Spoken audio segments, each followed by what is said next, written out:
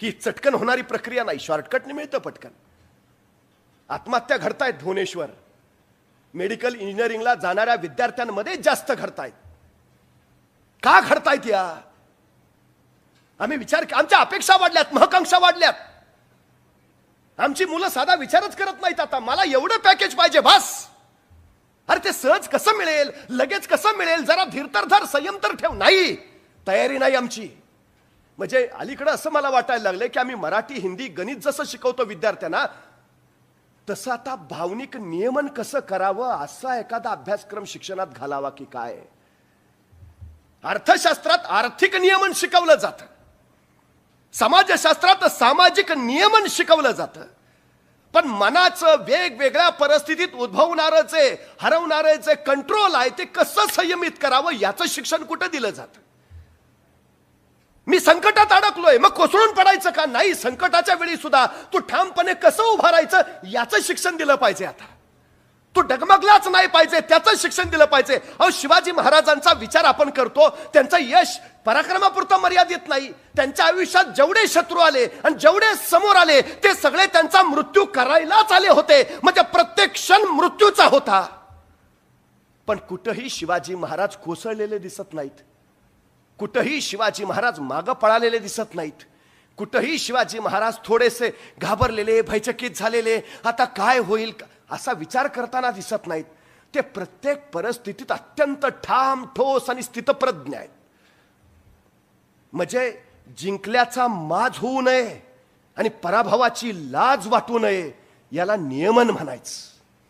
मी कुठल्याही परिस्थितीत शांत असतो. आमच्याकडे अडचण ती आहे. हे भावनिक नियमन फार महत्वाचं आहे. ते विद्यार्थ्यांना द्यायला पाहिजे, तर आत्महत्या नाही होणार. सांगायला पाहिजे समजावून त्यांना. एक एमपीएससी करणारा सर विद्यार्थी होता. 3-4 वर्ष सातत्याने प्रयत्न केले, सातत्यानं अपयशी झाला. निराशानं पुरता ग्रासून गेला आणि ग्रासून गेल्यावर त्या निराशेनं त्याच्या सगळ्या आशाच मावळून टाकल्या. बस आता आपल्या हातून काही होणारच नाही, आपण जगायलाच योग्य नाही इथपर्यंत तो आला. आणि अखेर त्यानं जीवन संपवण्याचा निर्णय घेतला, आत्महत्या करावी म्हणून तो सरळ जंगलाच्या दिशेने निघाला. जंगलात आत पोहोचलाय. या अफाट जंगलामध्ये हा पोर काय करतोय असं म्हणे की सदग्रस्त त्याच्या दिशेने आला आणि त्याला विचारलं, रे करतोस काय इकडं? तसा तो म्हटला, मी आत्महत्या करायला आलोय.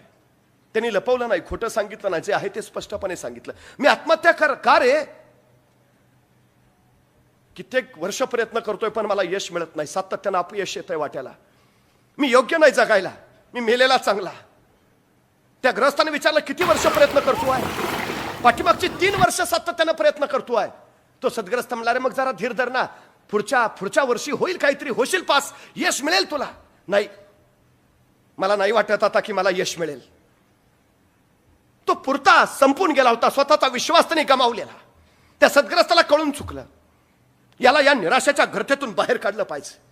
आणि त्यावेळी तो सद्ग्रस्त त्याला म्हणाला, हे बघ, या जंगलात मी नेहमी येतो, हे जंगल अधिकाधिक दाट व्हावं म्हणून नवनवी झाडं मी इथं सातत्यानं लावत असतो.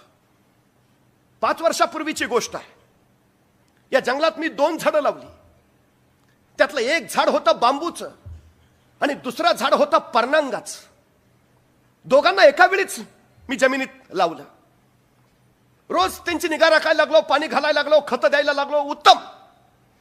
पण काही दिवसातच पर्णांगाचं झाड फुटलं. त्याचे हिरवे हिरवे अंकुर बाहेर आले. मला प्रचंड आनंद झाला. बघता बघता त्याची पानं चाली, फुलं चाली, झाड बहरू लागलं. पण बांबूचं झाड, त्याच्यात काही बदलच दिसत नव्हता. जे जसं लावलं होतं तसंच. 6 महिने झाले, पर्णांगाचं झाड चांगलं पाना फुलांनी लगडलेलं, बांबूचं रोप मात्र तसंच. वर्ष झालं, पर्णांगाच्या झाडाला आता फांद्या फुटल्या, ते अधिकाधिक उंचीनं वाढू लागलं. बांबूचं झाड तेवढंच. 3रं वर्ष सुरू झालं, पर्णांगाचं झाड आता चांगलंच उंचीनं वाढलं, अंगभर पसरलं, फांद्या पानं अफाट. बांबूचं झाड ते मात्र तसंच होतं तसंच. 4थं वर्ष उजाडलं, पर्णांगाचं झाड आता अत्यंत डेरेदार झालं, पाखरं त्याच्यावर किलबिलाट करायला लागली, चांगलं फुललं बहरलं. बांबूचं झाड ते तसंच. मी निराश झालो, या बांबूच्या झाडाला पानं फुटणारच नाहीत का? 5वं वर्ष उजाडलं, पर्णांगाचं झाड आता चांगलंच बहरलेलं होतं. बांबूचं झाड तसंच.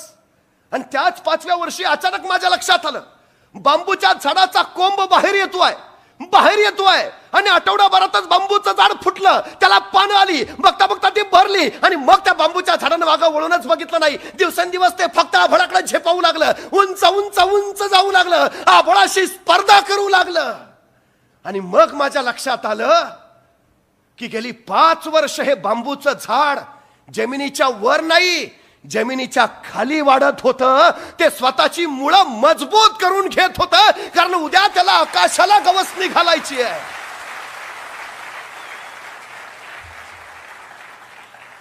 5 वर्ष वेळ दिला त्यांनी स्वतःची मुळं मजबूत करून घ्यायला. 5 वर्ष. ही 5 वर्ष त्या बांबूच्या झाडाच्या संघर्षाचा काळ होता. मित्रा,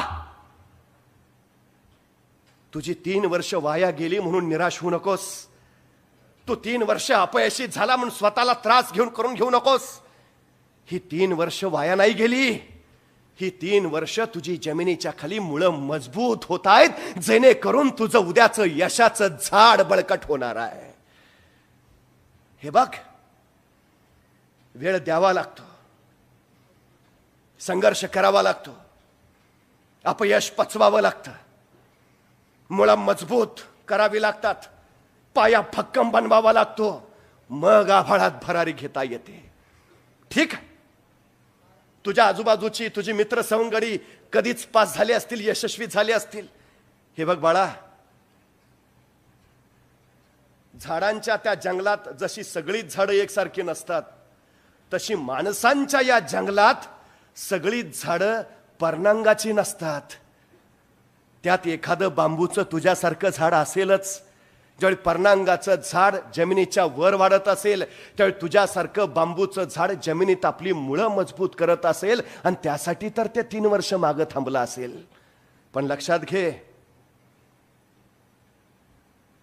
पर्णांगाचं झाड जरी जमिनीच्या वर बहरलेलं दिसलं, थोड्या कालावधीत त्यांनी यश गाठलेलं दिसलं, तरी त्याची मुळं मात्र कमजोरच राहतात, कारण त्या मुळांना त्यांनी तेवढा वेळ दिलेला नसतो. वाऱ्याची एखादी झुळीक येते आणि त्या पर्णांगाच्या झाडाला सरळून मळून टाकते. याच्या उलट आभाळाच्या कुशीत घुसलेलं हे बांबूचं झाड मुळांनी एवढं मजबूत असतं, कितीही वादळ वारं येऊ दे, बांबूचं झाड तुला ढासळताना कोसळताना कधीही दिसणार नाही, कधीच. लक्षात घे, तुला यश मिळायला वेळ लागतोय ना, याचा अर्थ तुझ्या आयुष्यात परत कोसळून पडायची कधी संधी नाही. तुला आभाळात भक्कमपणे वर जाता यावं यासाठी मिळालेली ही संधी आहे, हे लक्षात ठेव. त्यामुळे एक मित्रांनो लक्षात घ्या, पहिलं दुसरं तिसरं हरकत नाही, ही आपल्याला अधिक परिपक्व, अधिक प्रगल्भ बनवायला मिळालेला काळ आहे. तो आयुष्यात कुठलाच काळ वाया जात नाही. प्रत्येक काळ काही ना काही देत असतो, प्रत्येक काळ काही ना काही तुम्हाला शिकवत असतो. त्यामुळे सातत्यानं तो विचार करा. अपयश मनाला शिवू नका, नकारात्मक विचार मनात अजिबात आणू नका. नव्या नव्या वाटा शोधत नव्या नव्या दिशेनं आम्हाला पुढे गेलं पाहिजे. ठीक आहे, पर्याय शोधा ना. अडचण काय आहे? आम्ही काय करतो, एकाच दिशेनं धावत सुटतो. अचानक आमच्या तोंडावर दार बंद होतं. येतात ना अपयश, येतात अडचणी, येतात संकट, येतात. कुणाला येत नाहीत, आणि ती यावीच.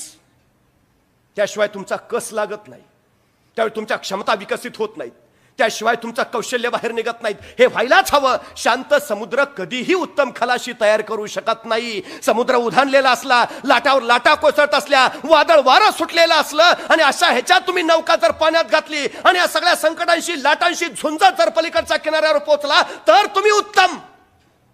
तुमचा कस तिथं लागतो. पण समुद्र शांत असेल, लाटा नसतील, आणि तुम्ही सहजच निघालाय आणि पोचलाय, तुम्हाला कोण म्हणणार आहे उत्तम? संकट तुम्हाला अडवायला येत नाहीत, संकट तुमची उंची वाढवायला येतात. ही गोष्ट लक्षात ठेवा.